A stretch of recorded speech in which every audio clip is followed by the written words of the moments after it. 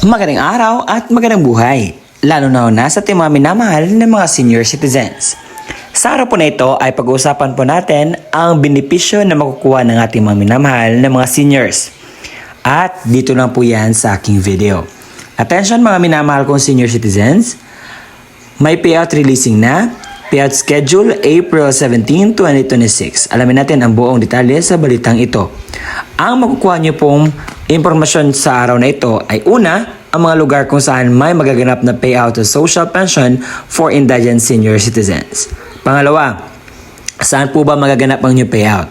Pangatlo, ano ang oras ng inyong payout? Pang-apat, ano ba ang mga requirements na dapat mong i-ready? Panglima, mga dagdag kaalaman patungkol po dito. Kung gusto mo na malaman ang buong detalye, tapusin mo ang video na ito hanggang sa dulo nang sa gayon makuha po ang punto ng video kong ito.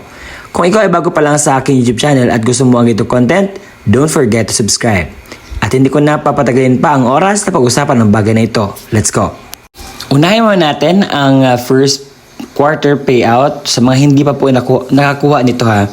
Sa April 16, 2026, alas 9 hanggang 12 ng tanghali, at saan po kayo pupunta? Sa Office sa mga Senior Citizens Affairs or OSCA sa Mabuhay ZSP. At ito po ang mga listahan sa mga kasali po na makatanggap ng pensyon mula sa gobyerno sa Social Pension for Indigent Senior Citizens. Ang dapat nyo pong gawin, kayo na po bahala ang mag-post nito na sa gayon po makita ninyo ang kumpletong mga pangalan sa mga kasali.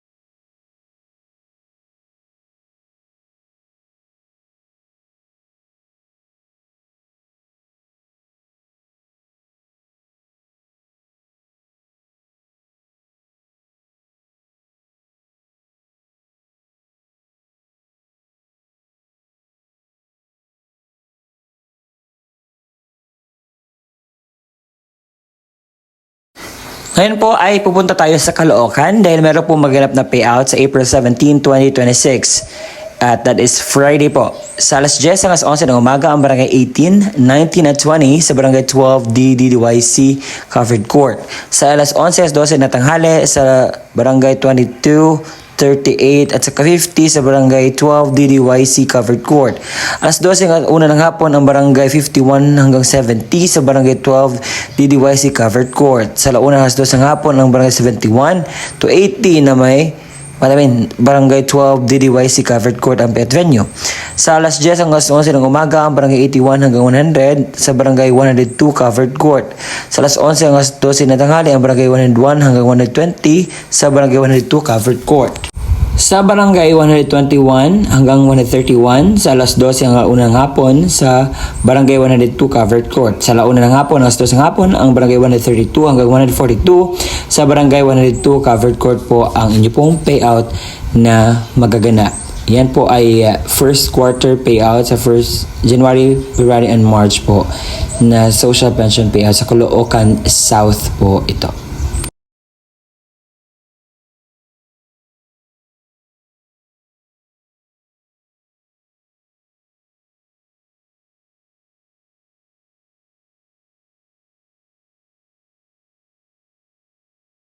Ang kasunod po ay ang probinsya ng Cebu sa munisipalidad ng San Fernando.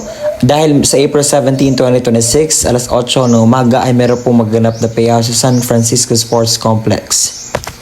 Ang kasunod po niyan ay ang Barangay Obrero. Sa Quezon City High School po ang inyo pong payout sa alas 8 hanggang alas 3 ng hapon. Ang payout na ito ay sa April 17, 2026 po magaganap. At ito po ang mga listahan sa mga kasali po na kukuha ng pensyon. Ang dapat niyo pong gawin ay i-post lamang po ninyo ito. Ito ay first semester. Ibig sabihin January, February at saka March po. Ito po ang mga listahan sa mga kasali.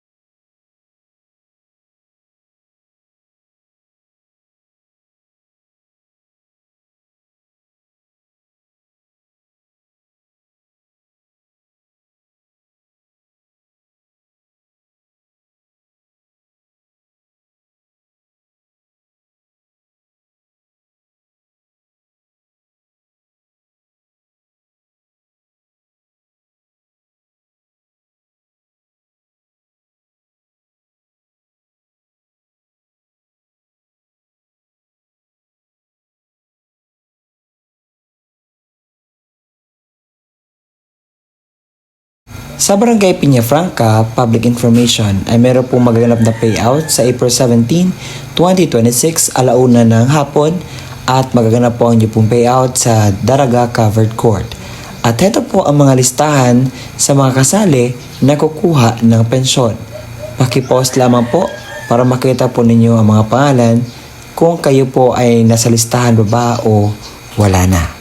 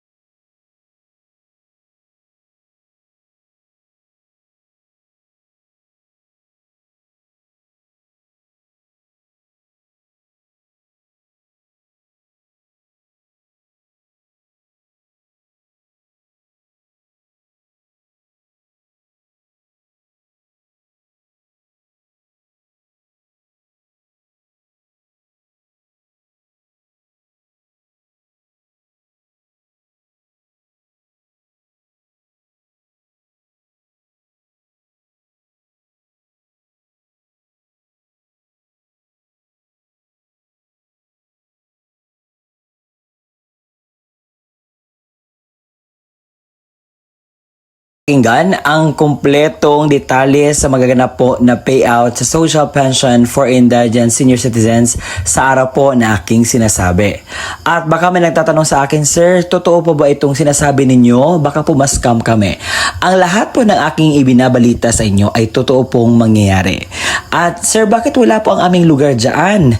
So kung hindi nyo nakita ang inyong lugar sa aking vlog, ang pwede nyo pong gawin ay pumunta kayo sa pinakamalapit na barangay sa inyo at tanungin po ang update, kailan po ba, at lahat ng impormasyon na kinakailangan mo. Dahil hindi lahat ng mga lugar ay nagpo-post dito sa online na kung saan dito ako nagre-research. Ang nakikita ko lang po yung mga barangay mismo na nagpo-post dito at binavlog ko nang sa gayon po maging aware po kayo. So kung may mga barangay man kayo na hindi masyadong nagpo-post online, so pwede nyo pong puntahan dyan nang sa gayon ay maging updated po kayo. Okay? So magtatanong kayo, sir, ano ba ang mga requirements na dapat namin i-ready para po sa payout? So na ilista ko na, nasabi ko na kanina lahat ng mga detalye. Kung may katanungan ka pa, you can just ask the question. O ito na ang kumpletong detalye ng mga requirements na dapat mong i-ready para po sa inyo pong payout na makuha. CSWDO at OSCA na mayroong original na pirma na MSWDO, OSCA, Senior Citizens at Authorized Representative. Isang malinaw na photocopy ng government-issued ID gaya ng SSS, updated PhilHealth ID, Barangay ID, UMID, Voters ID, updated voter certification, updated police clearance ng authorized representative at lagyan na 3 original na pirma o thumb mark katulad ng ipapakitang ID. Paalala, siguraduhin pareho ang lagda, thumb mark ng senior citizen, beneficiaryo at authorized representative base sa kopya ng government-issued ID na presenta. Komplituhin ang mga hinihinging lagda, thumb mark sa authorized letter, iwasang magusot at huwag bilutin ang mga dokumento. Kung namatay na ang beneficiaryo, isang malinaw na Xerox ng ID ng pensioners, warranty letter na nagmula sa MSWDO, CSWDO o OSCA na may pirma ng MSWDO, Xerox ng death certificate ng beneficiaryo na mayroong serial number, isang malinaw na photocopy ng government-issued ID gaya ng SSS, updated PhilHealth ID, updated Barangay ID, UMID Voters ID, updated voter certification, at updated police clearance ng authorized representative at lagyan na 3 original na pirma o thumb mark katulad ng pinapakitang ID. Paalala, kompletuhin ang mga hinihinging lagda o thumb mark sa warranty letter at iwasang maggusot at huwag bilutin ang mga dokumento. Kung wala ang death certificate, kinakailangan ng certificate mula sa MSWDO, CSWDO na nakasaad ng pagpatunay na ang beneficiaryo ay patay na at kasalukuyan inasikaso ang death certificate. Huwag kalimutang magdala ng iyong ballpen na itim, payong at saka tubig. At kung meron na doon na po kayo sa payout, kinakailangan niyo pong gawin ito. Kinakailangan kumain muna kayo before pupunta sa payout. Magdala ng sariling ballpen, inumin at gamot kung kinakailangan.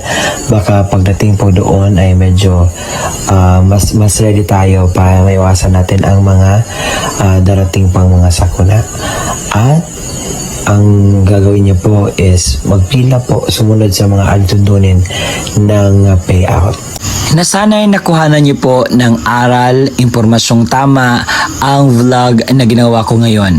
Ang purpose lamang po nito is to aware you about the happenings and the benefits na makukuha ninyo sa bigay po ng ating gobyerno. Kaya naman, kung nakita at napakinggan ninyo ang balitang ito na urgent po at kinakailangan yung puntahan, kinakailangan yung i-clear, kung ano man yung dapat yung i-ready, gawin nyo na po yan ngayon. No? Sa gayon po ay makuha nyo po ang inyo pong benepisyo na galing po sa ating gobyerno. And congratulations po sa lahat po ng mga makakatanggap ng pension at makukuha ng kanilang payout.